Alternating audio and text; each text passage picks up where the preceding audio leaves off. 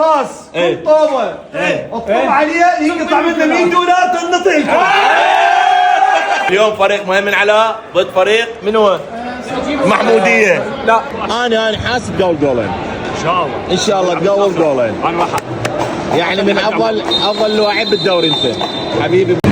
شراسه سامر جرماني ويا الحكم. الجمهور علقه قبل بدايه المباراه.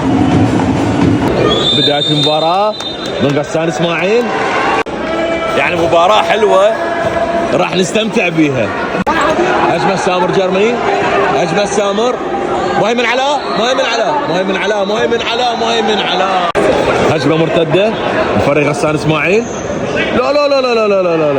الهدف الاول من حمزه المحمداوي. النتيجه صارت 1-0. 1 الفريق حمزه المحمداوي غسان اسماعيل على فريق مهيمن علاء. المدرب هنا مشدوده اعصابه.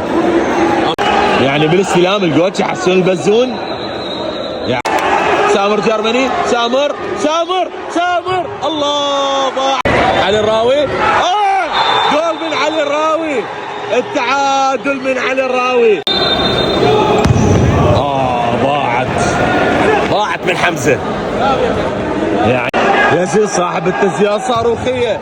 الله شوطه جميله من علي الراوي.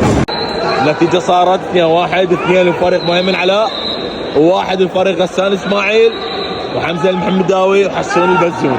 هجمه مرتده من سامر على التسديد راحت.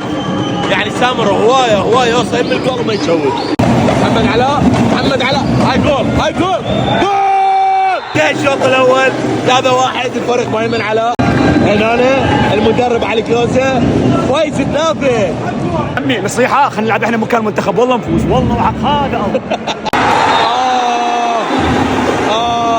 3-2 صارت. هجمه مرتده غسان اسماعيل. الله التعادل الله الجول الرابع. احد اللاعبين انصاب وطلع نقاله. الشفاء العاجل ان شاء الله. هجمه مرتده من غسان اسماعيل. هجمه مرتده حمزه ضاعت. يعني تصدق والله جول غسان اسماعيل. الجول السادس حمزه المحمداوي.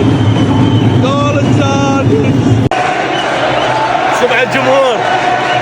هيلا عليهم هيلا. غسان بعده بحيله.